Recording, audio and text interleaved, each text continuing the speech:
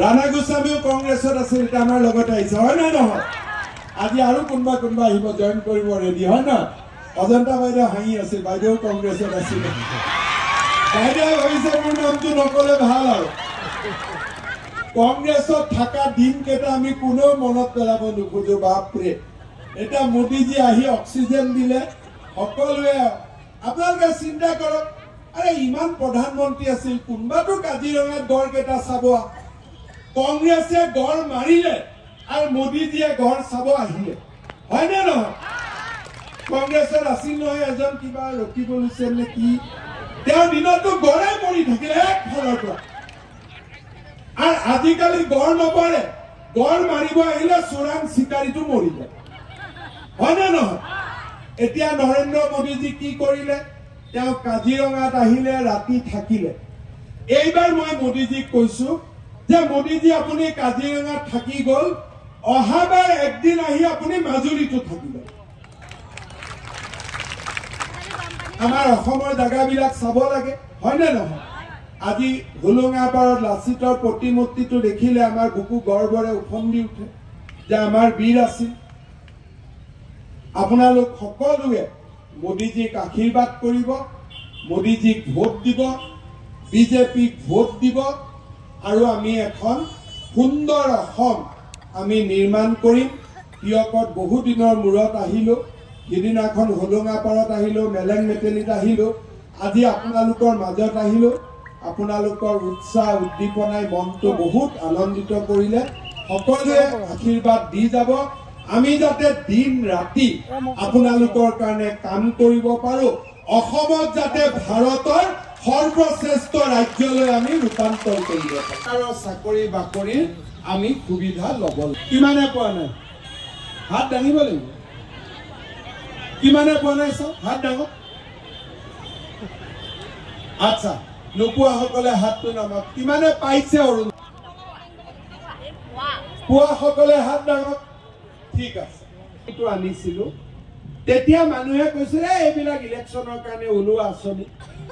এতিয়া আমি ফৰ্ম কেইখন দিছো, কংগ্ৰেছৰ তাতো হিংসা লাগি আছে যে বোলে ফৰ্ম কিয় দিব লাগে।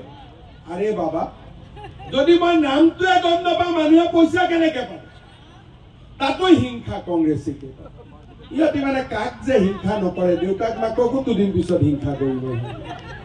এতিয়া আপোনালোকে চাওক, এইবাৰ আমি কি কৰিব খুজিছো যে যাৰ যাৰ ঘৰত ৰেচন কাৰ্ড আছে প্ৰত্যেকটো পৰিয়ালকে আমি অৰুণোদয় দিবৰ কাৰণে সিদ্ধান্ত গ্ৰহণ কৰিছো। সকলোৱে অৰুণোদয় পাই যাব। অহাবাৰটো মিটিঙত নাই পোৱা বুলি কোনেও হাত নাদাঙিব, দাঙিব জানো? মাষ্টৰৰ চাকৰি পালে বোলে দেউতাকে কি কৰে, দেউতাক নাই, মাকে কাৰোবাৰ ঘৰত বন্ধ কৰি ল'ৰাটোক পঢ়াই আছে। টিভিত দেখে নে নাই এনেকুৱা কথা? টিভিত ওলাই নে নাই? এই অসমখন আজি আমি ধৰি ৰাখিব লাগিব। এই যে লোকসভাৰ ইলেকশ্যন হ'ব, হয় নৰেন্দ্ৰ মোদীক আমি জিকাব লাগিব, নহলে ৰাহুল গান্ধীক জিকাব লাগিব। আপোনালোকে চিন্তা কৰক, ভোট দিয়াৰ আগতে আমাৰ ভোটটো আমি ৰাহুল গান্ধীক দিম নে আমাৰ ভোটটো আমি নৰেন্দ্ৰ মোদীক দিম? আজি আপোনালোকে চিন্তা কৰক, অযোধ্যাৰ ৰাম মন্দিৰৰ পৰা অসমৰ লাচিত বৰফুকনৰ প্ৰতিমূৰ্তিলৈ মোদীজীয়ে কি কয়, বিৰাসত ভি বিকাশ ভি, অৰ্থাৎ ঐতিহ্য সংস্কৃতিও আৰু তাৰ লগত প্ৰগতিৰ দুৰন্ত গতি, প্ৰগতিৰ অনিৰুদ্ধ গতি। আজি প্ৰধানমন্ত্ৰী নৰেন্দ্ৰ মোদীজীয়ে অসমৰ কাৰণে কিমান চিন্তা কৰে। যোৱা বছৰ এই বিহুৰ ল'ৰা ছোৱালী কেইটাক দেখি মোৰ মনত পৰিলে, যোৱা বছৰ এই সময়ত সব ল'ৰা ছোৱালী গুৱাহাটীত, কিয় বোলে বিহুৰ গ্ৰিনিজ ৱৰ্ল্ড ৰেকৰ্ড বনায়।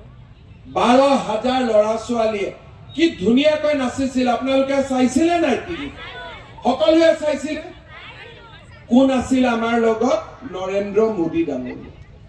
তাৰ পিছত কি হল?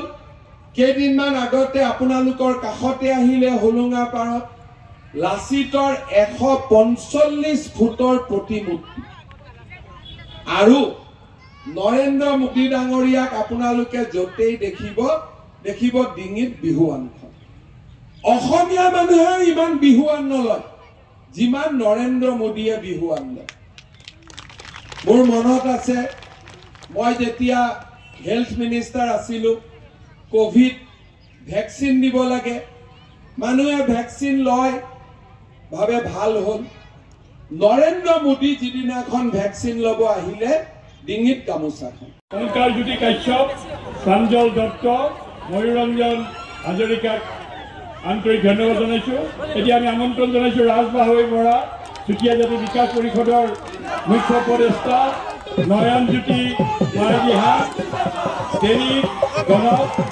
নিৰ্মল নগৰ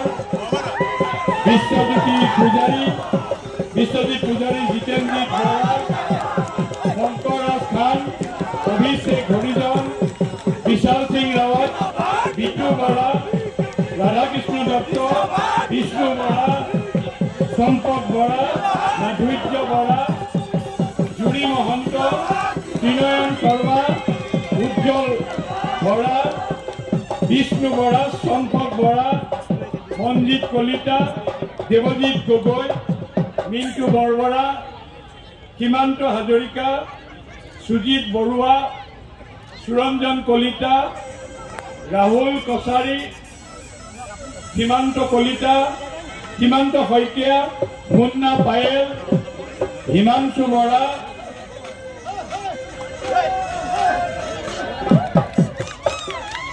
পিটু কলিতা দীপক দাস মাধুৰ্য চেতিয়া সম্পদ বৰা